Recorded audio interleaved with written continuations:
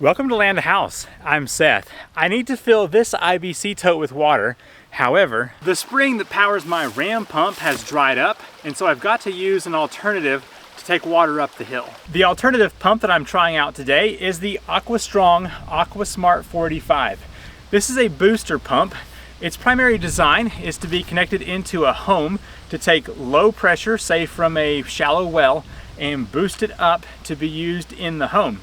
But in this case, I'm going to try it out here in the wilderness to take creek water up to my storage tank. So a little bit different from what this was really designed to do, but I think it'll give some diversity and different ideas for what you can use this pump for. So let's talk about the specs of this real quick before we jump over to the creek.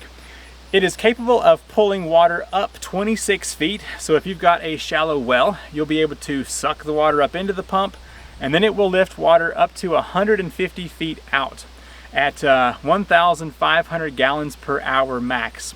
It also does require AC power, so it needs 120 volts, and it's going to use anywhere from 550 to a little over 700 watts to operate. So it is a bit of a power hog, but if you've got just a water tank out by your house that you want to use for showers, this will certainly take that low pressure water and boost it up to high pressure. Let's take a quick tour around this unit. Here on the front, you can see where it is plumbed for the input and output. I can remove these protective covers. The bottom one down here is the input, and the top one up here is the output. So you can see it is plumbed with 1-inch NPT thread, and so I can take a 1-inch NPT coupling here and attach that to be used in the house. So if we move over here to this side, you can see that it has a very thick metal plate for mounting right here. On the top of it, it does have a display, which we'll get into in a moment. But it's got a power button, a plus and a minus. On the back, it's got some information about the unit, and then the power cord for just 120 volt right there. Now for my install, I'm actually going to be using a garden hose on the bottom and a poly pipe on the top. So I'm going to go ahead and take some Teflon tape and wrap around here.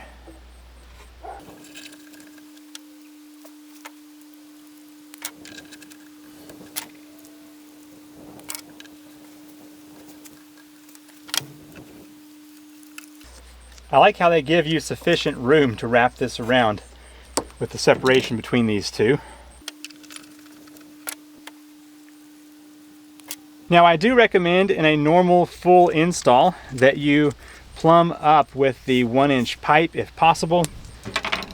Using 3/4 or 1/2 inch may reduce the output of the pump. I've got the pump set up down here by the creek. I've also got a power station that will run this kind of in an off-grid situation. I'm going to remove the cap here at the top. This is actually a fill point, which will allow me to put some water in here to prime the pump. So just going to unscrew this. This little cap piece can come off, as you see right here, and that's where I'm going to put almost a 1/2 gallon of water in.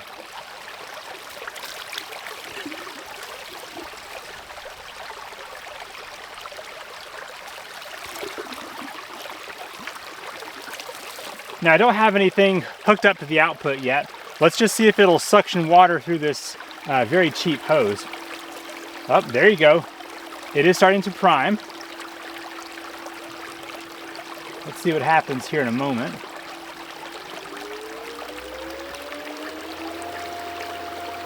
Very quiet.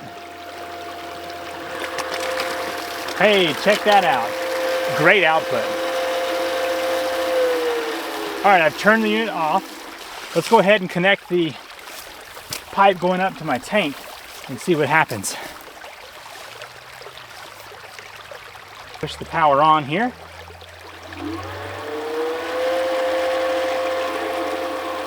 I hear water going up the pipe. This display might be impossible for you to read, but it's set at 30 and it's got 11 right here, 11 or 12. Let me see how much power is being consumed. Just under 500 watts. I hear a strong flow of water coming into the tank up here. Let's see what we get if I were to pull this out here.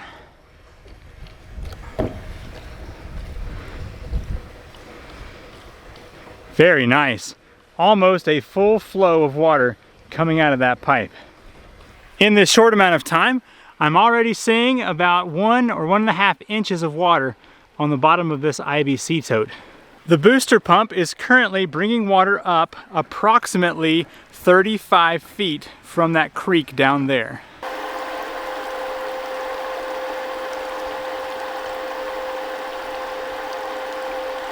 The Aquastrong Smart 45 is doing a fantastic job lifting water about 3 feet out of my creek and then 35 feet up the hill.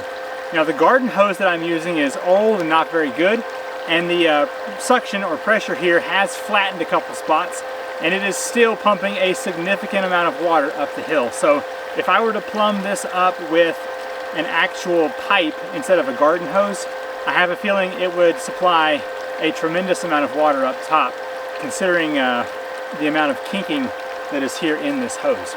So I've got the user manual, which is actually well written and has good color pictures.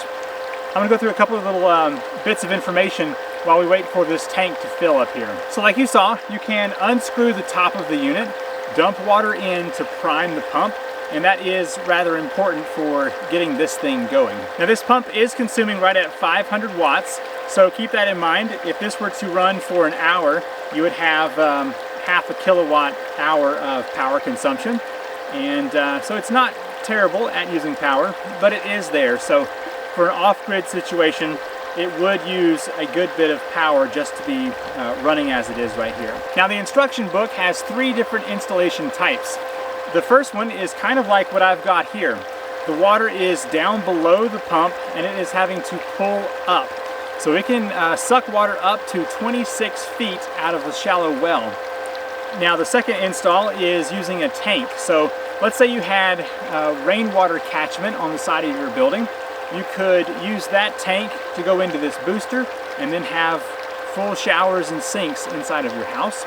And then lastly is to connect this to your main water source, city water, that is kind of a low pressure, and bring it up to high pressure. This unit needs 115 volts power source, 60 hertz. It is a 3/4 horsepower. The ambient room temperature needs to be 39 to 130 degrees, and it can transport liquids from 32 degrees to 175. It can lift to 150 feet, can supply 1,500 gallons per hour, and has a max suction head of 26 feet. And the connections on the front of the unit are 1 inch. Now I pulled this pump out of the box and used it with its default settings, which actually were recommended here in the manual, but you can adjust this about once every couple of minutes. It stops, pushes air out the source, and then starts back again. I think it's because of my garden hose. You can also set the PSI that you desire. So in my case, it's set at 30, but you can go up to whatever you need, all the way up to 80 PSI. In approximately 25 minutes, 2.5 squares have been filled on this IBC tote. If you look at the side, it's got 125 gallons right there, which means 125 gallons in about 25 minutes. So this is pumping nice and quick to fill up this IBC tote here on the top of the hill. Now, of course, this is my first time to turn on the Aquastrong Smart 45, but I have to say, so far, it is performing as well as I would expect, or maybe even a little better. Pulling creek water up to that tank is going to be very nice for us to have, especially since the ram pump spring ran dry here in October.